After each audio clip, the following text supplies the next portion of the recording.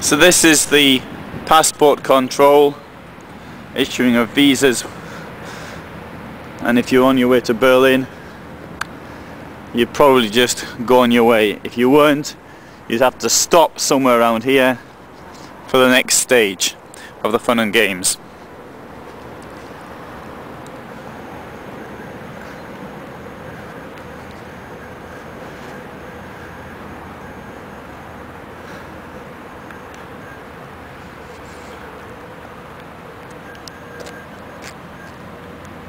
For cars that they wanted to take apart for whatever reason, looking for whatever, the control would be done somewhere in this area. There was probably a building, although it's no longer actually here.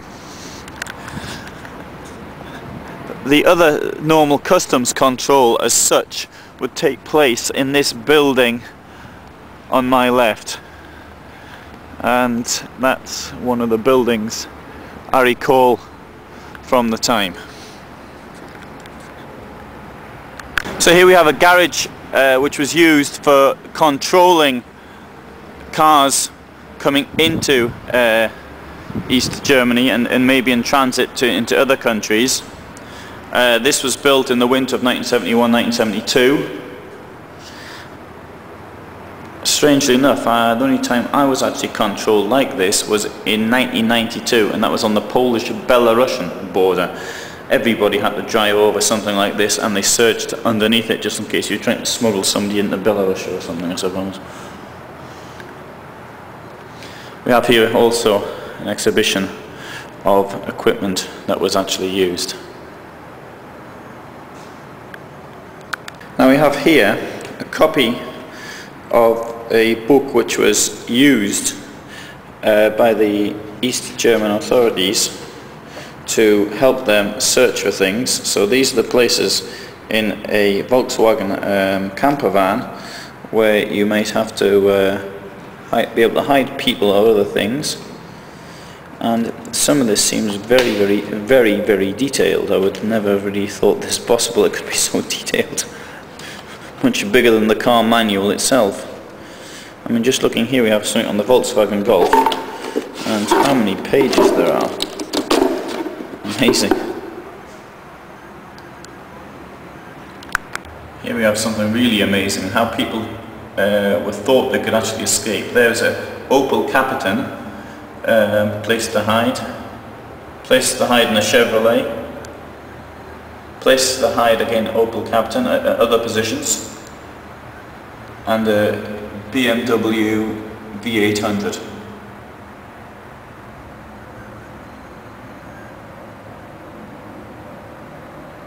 These are control documents from the 9th of May 1966.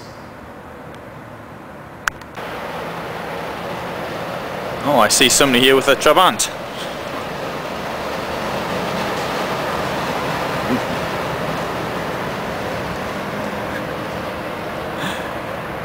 Strangely enough, the building in front of me was a mortuary.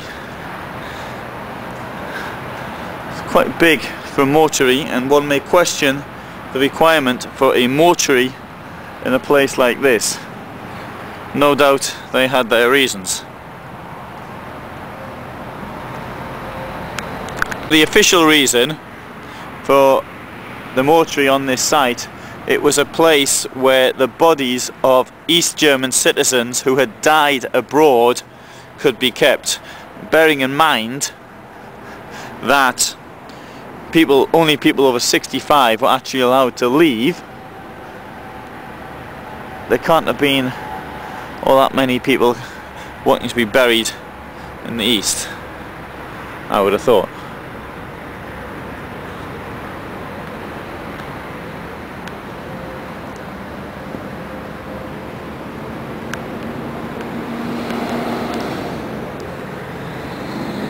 This rather run-down shed was the position where in the late 1970s the East German authorities, the road which is now today one of the ones just leaving the service point, followed this path along here and went under the bridge. Now the bridge was just about the last point where people could be seen, although they did then go through similar barracks to the entrance point, and then from there they left it. They left East Germany. The motorway was not in the position it is today. So the tower, the Watchtower, which was controlled the entire system here, this entire network that controlled for every light switch up there. Behind it stood a Soviet post where the Soviets kept an eye on the East Germans. That building has now been destroyed. And following down where the trucks are standing today was the exit point. And from there to the West German border was approximately 1.5 kilometers, just under.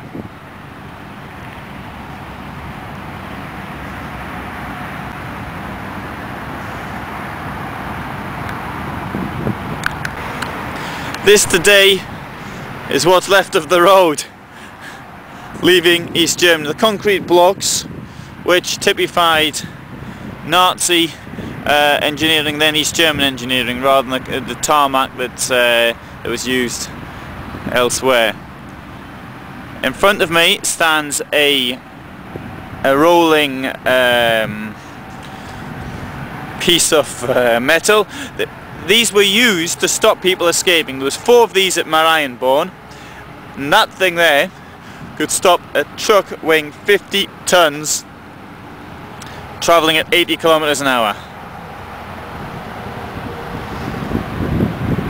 If, of course, anybody even got this far. See you! And from here they almost certainly could. This bridge was used for checking lorries which were in transit, normally from West Berlin. Of course they could come from other places as well, to see if anybody had someone jumped on the top of the lorry or burrowed into it or something like that on their way out of East Germany.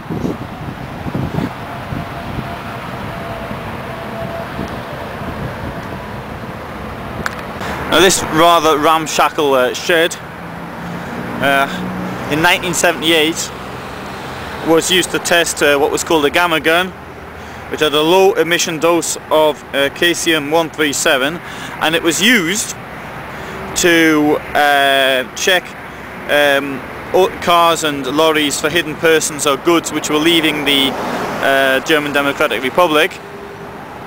It was tested here for a couple of years and found to be successful, and it was then put everywhere along the East German border. Of course, the technology has much advanced since then, and people now trying to sneak into the United Kingdom in lorries is now tested by carbon dioxide and oxygen levels. Much easier.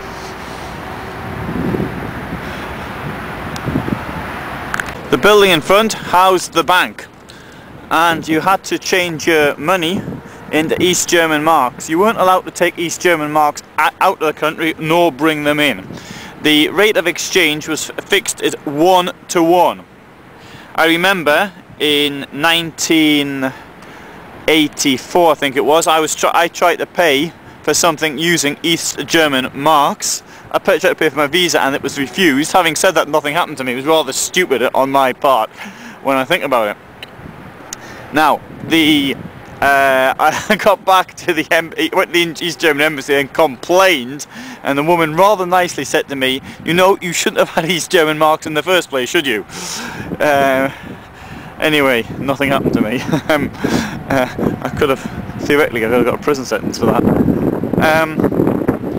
The thing about East German marks is that it was the theoretical rate of exchange 1-to-1, where there's a real exchange rate by the beginning of 1989 was closer to 11 or 12-to-1. At the time of unification, there was all sorts of talk about what they should exchange the money for. Should it be 5-to-1? Should it be 8-to-1? In the end, the West German government went for the extremely generous option of allowing it at 1-to-1. This caused all sorts of problems which may have hit Germany really until now. I mean, nearly 18 years later.